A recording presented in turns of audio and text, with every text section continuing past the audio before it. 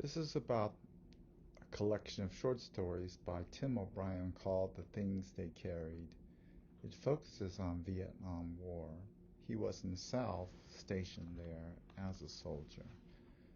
This is Doc Nirvana. I go by the name of Dr. Wayne Stein. I'm a professor and I teach a class on Vietnam War literature and cinema. So I hope you enjoy. This is one of my favorite works that I use for that class. Thank you. It's important to keep in mind where Vietnam is. In a sense, it is in a key geographical location between China and India. That makes it important, especially for colonization.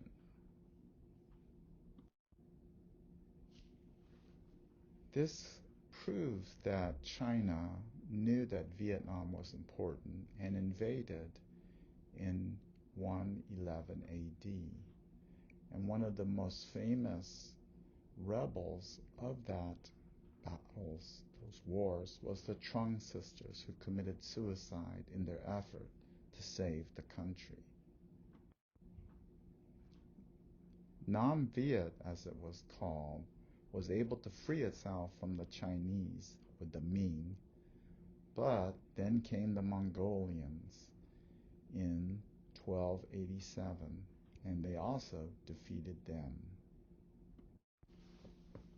In the 15th century, once again, we have Chinese trying to colonize and invade Vietnam, as it was going to be called in the 19th century. But once again, the Ming, as they were known at that time, were defeated. European colonization would also take root, especially from France and Japan. You can see at the beginning of the 15th or 16th century, that is, the French arrive.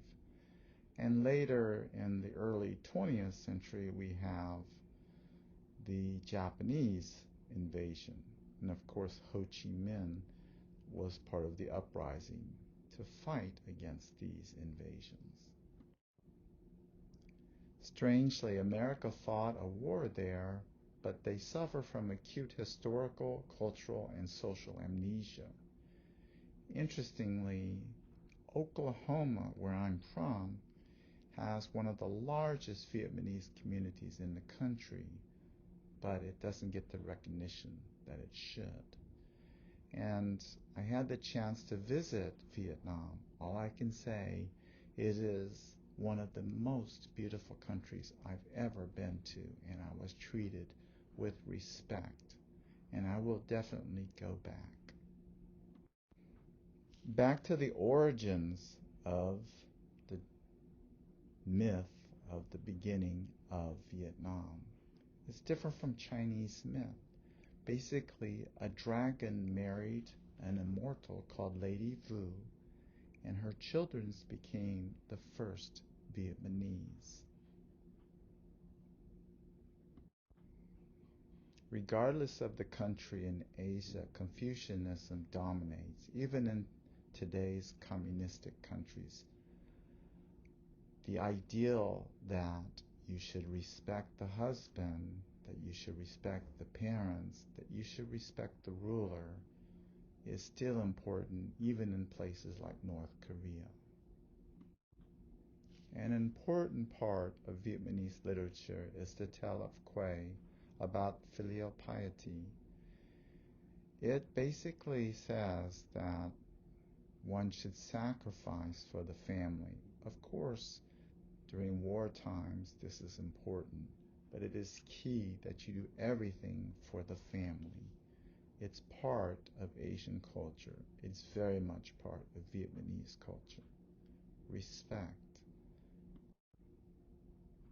A unique type of religion called Cao Daoism appeared in Vietnam, and The Quiet American by Graham Greene tried to show how Western and Eastern religions, in a sense, mixed, so that they respected each other, or at least tried but that's one of the conflicts of East meeting West.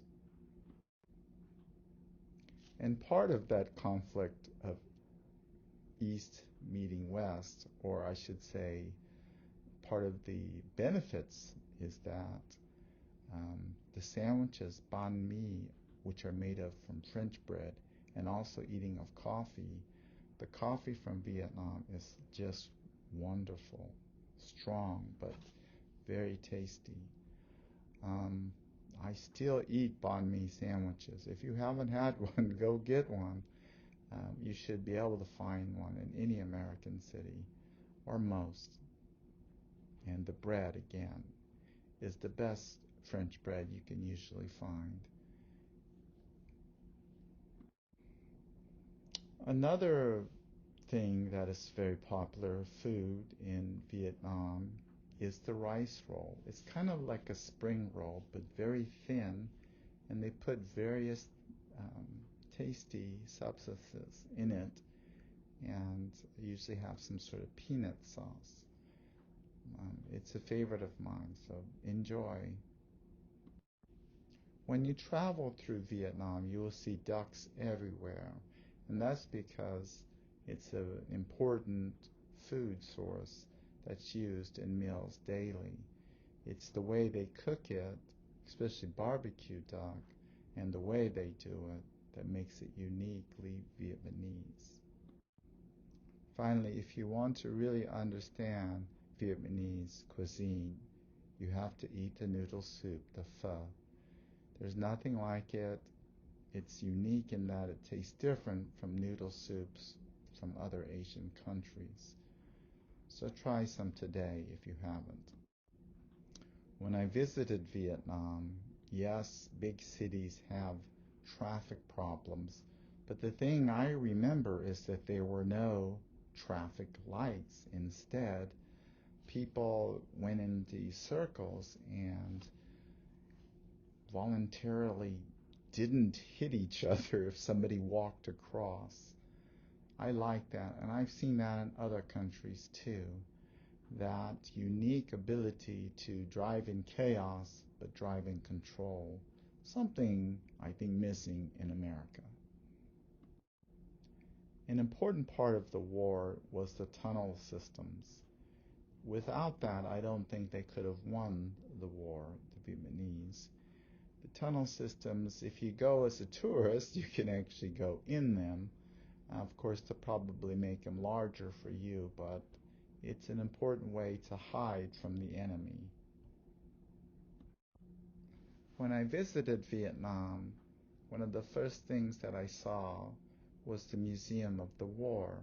And one of the first things you notice is something about Agent Orange. I really didn't know a lot about it, but most of the evidence they had about it came from American sources like Newsweek. It's not a good part of U.S. history, and we should study it more. In my memory of Vietnam, one of the things that stands out is the Jesus statue. It shows how important Catholicism has become to some people in Vietnam at Vung Tau. It is towering, it is big, not too big, but it is memorable. The other thing I remember about Vietnam is that there will be workers making statues to sell, and you would see Guan Yin, the goddess of mercy from Buddhism, and Mother Mary from Catholicism, the Mother of God.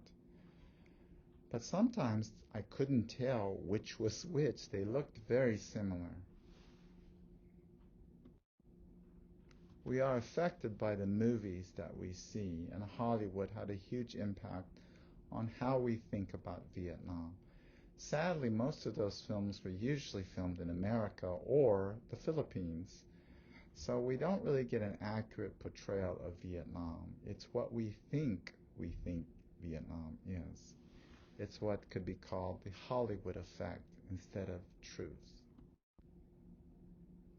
Indeed, I remember growing up, one of the most popular comics was something called Sergeant Rock. I even probably still have some if I hunt them down. Again, we are influenced by how we play and the things we see. These are, in a sense, forms of brainwashing. I didn't really talk about the things they carried, but my point was that it's an important book to read because the movies don't usually examine what Vietnam was. But that book did. It was by somebody who was there.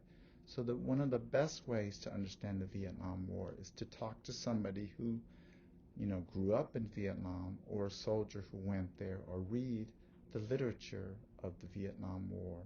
Sometimes the movies can be deceptive, although I think some movies are pretty good.